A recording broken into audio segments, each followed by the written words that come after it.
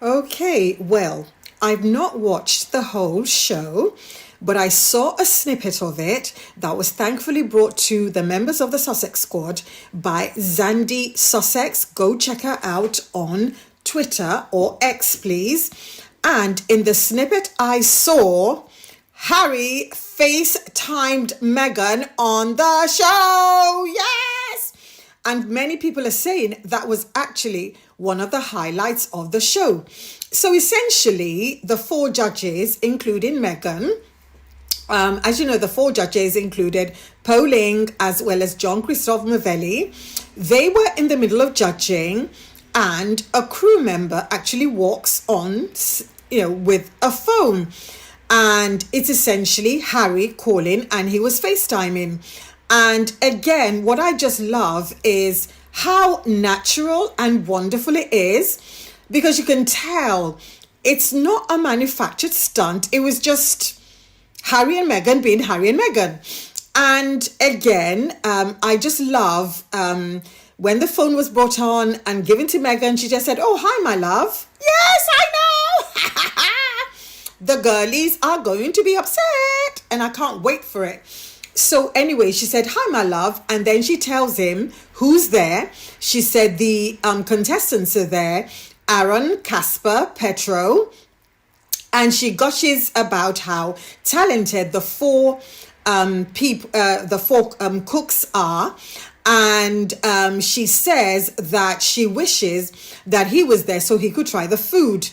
And specifically the sambal, because they were in the middle of judging the sambal that I believe, and I need to get the name right, I believe it was Eric that cooked the sambal. And she loves spicy food, as you know. And she said, yeah, sambal, etc.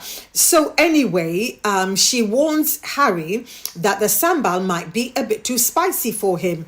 We know that Harry doesn't like spicy food because when Meghan's mother cooks gumbo, for example, she doesn't make it overly spicy, and she literally would dish out Harry's portion to one side before they add the seafood, because we know certain seafoods as well as spicy, Harry doesn't eat.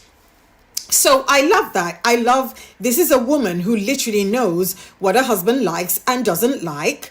And you can tell she's thinking of him all the time. As compared to a certain couple we know who didn't even know that her husband doesn't drink caffeinated coffee. Yes. And she said, "I've made you a coffee." And he went, "Is it decaf?" And she went, "No." And he went, "Well, sell it." Yes, I know. Those are moments that they think people like me forget. We do not forget. We remember. Yes, the North remembers. But anyway, back onto Harry and Meghan, my favorite, because you know me, I will always have time for a side of petty. That was my petty of the day. But anyway, I love the reactions around her, because everybody, and I mean everybody in the studio, felt it was a lovely surprise. The contestants, the other former contestants watching from the gallery, because MasterChef Australia is a little bit different to MasterChef UK. Now, in the UK, everything is a bit more, what's the word I'm looking for? It's a bit more staid. There's less of the audience participation, let's put it that way. But in MasterChef Australia, the former contestants, friends and families, they are in the gallery shouting, clapping, encouraging, and it's much more of a big deal, I suppose. Not that it's not a big deal in the UK, but I don't think they'll be building a gallery anytime soon in the MasterChef UK kitchen. But anyway, Australia, in my opinion, seems to do MasterChef bigger. Maybe some will even say better, because they tend to have the big judges from around the world flown into Australia. And at least I can say that the UK version of MasterChef has not even had, I don't think they've had royalty on. I don't even think they've had a member of the royal family on. Interesting. Do you honestly think that a certain other girl might make an appearance? If she does, I'm not watching that episode. But anyway, Harry, he spoke to Meghan, just said, I'm in Canberra. Meghan was where she was. I believe Meghan was it filmed in Sydney? But anyway, they said, bye, speak to you later, blah, blah, blah, blah, blah. And that was it. So even a contestant said, oh my God, I'm FaceTiming with Prince Harry mid-competition, and John Christophe Novelli called it a lovely surprise, and he said he was chuffed. And he doesn't mince his words. And again, what I love is that was everybody's natural reaction to Harry phoning in, because they genuinely did not expect that. Yes, see, this is what I love about the Sussexes. It's, you buy one, you get one free, for lack of a better word. But remember, Meghan didn't get paid for this appearance. But they support each other. Come rain, come shine. They are mega, and super supportive of each other. And it shows. It absolutely shows. And you know what's going to happen from now on. Anytime the other girl has an event, or the other brother, they're going to be FaceTiming as well. It also reminds me of when Harry was with, oh my God, what's the name of oh my God, I can't believe I've forgotten his name now. He appeared on his show, on his soccer show. Oh my God, I can't believe it. James Corden, that's the one. Remember when, I forget names when I'm excited. I think I need to calm down a bit. Anyway, James Corden, remember when Harry and Meghan, this was around 2021, 2022, when they had newly left that family and that country. James Corden was with Harry, and they FaceTimed Meghan together. So I'm suspecting that that Harry and Meghan FaceTime each other a lot. It's very casual for them. It's not just a phone call, but they need to see each other. And I think that is amazing. But anyway, I think this is what is worth pulling out from this small clip that I watched, especially against everything that we've spent the entire maybe couple of weeks talking about, because I've been doing videos every single day.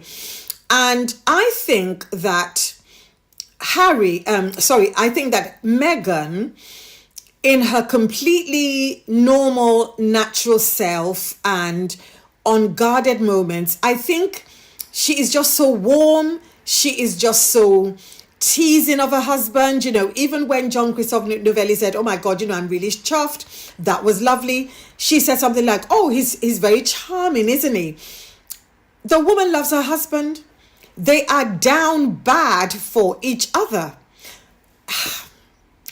I love that. Honestly, I love to see it.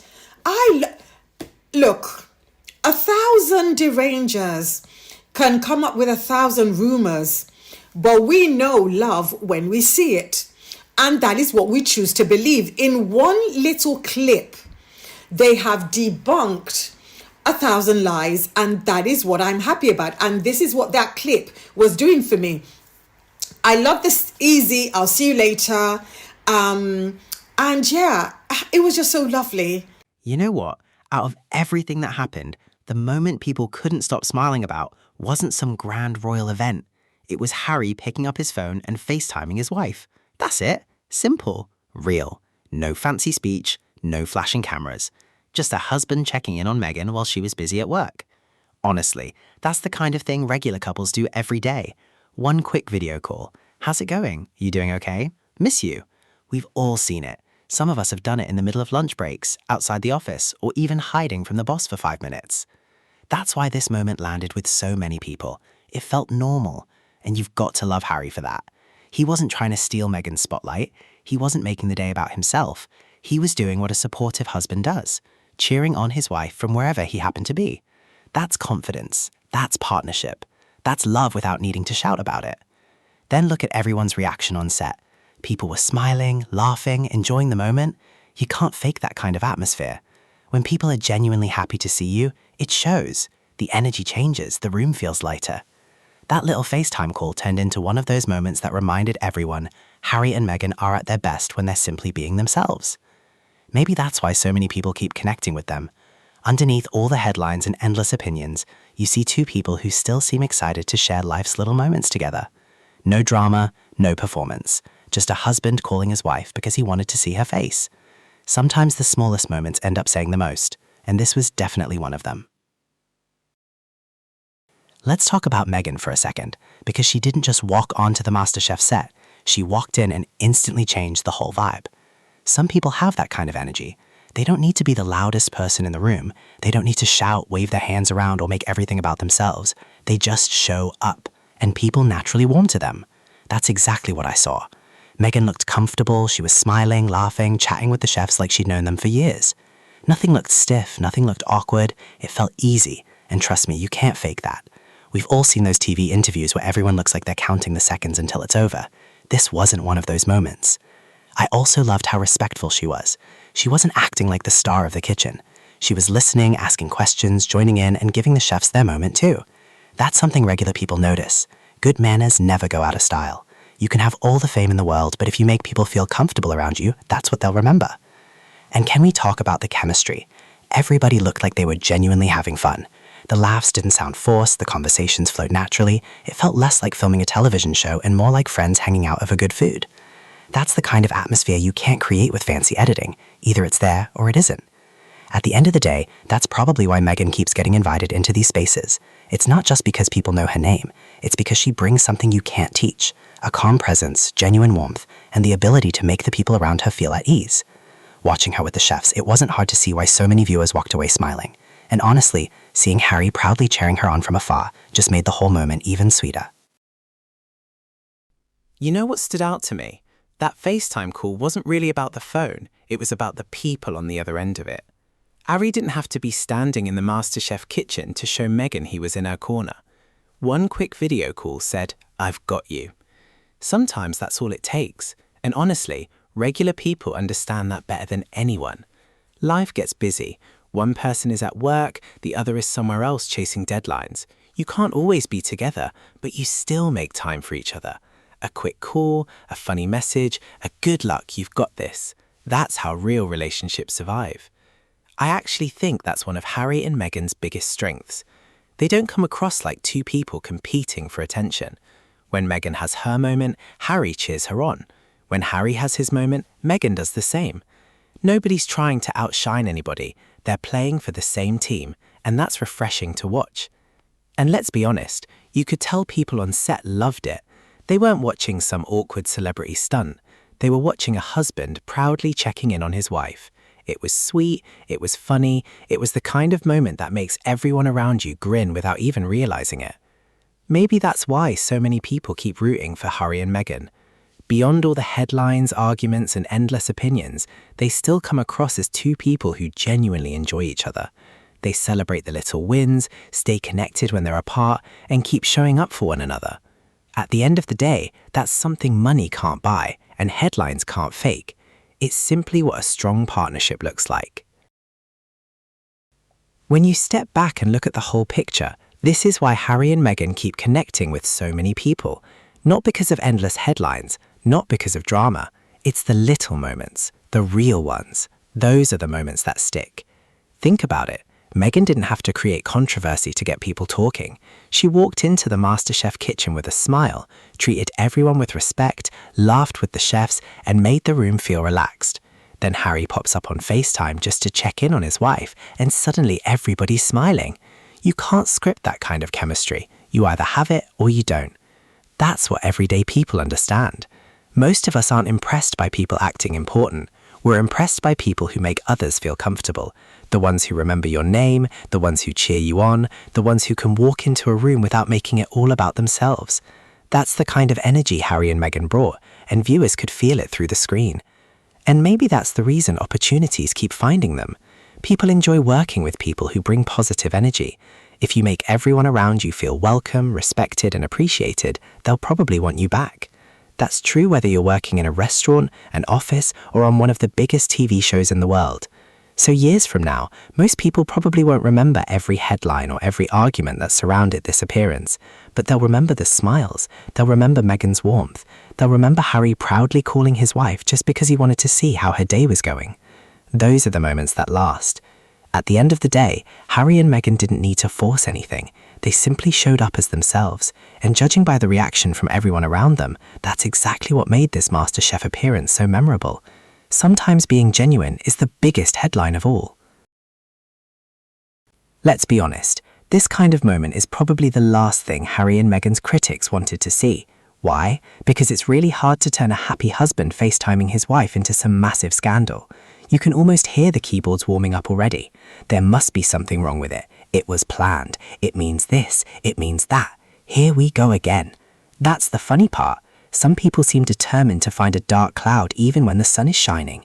Harry calls Meghan to wish her well, everyone on set smiles, the chefs are enjoying the moment, and somehow we're supposed to believe there's a hidden conspiracy behind a husband checking in on his wife. Come on now. Sometimes a phone call is just a phone call. Regular people see right through that. They know what support looks like because they live it every day. A quick call before a big meeting, a text saying good luck, a video chat because you miss each other. That's real life. It doesn't need a dramatic soundtrack or a panel of commentators trying to decode it. And here's what really makes this moment stand out. The more Harry and Meghan simply live their lives, the harder it becomes to fit every ordinary moment into the same old negative story. A warm interaction with chefs, a supportive FaceTime call, genuine smiles. Those moments are difficult to dismiss because people can watch them and make up their own minds. In the end, the biggest challenge for critics isn't that Harry and Meghan had a nice moment. It's that many viewers saw something familiar and relatable. A couple supporting each other, enjoying life, and sharing a small genuine moment can be more powerful than pages of commentary trying to tell people what they should think. Thank you so much, guys, for watching. I am your host, Miles. Hope you enjoyed this podcast. See you all in the next video. Goodbye.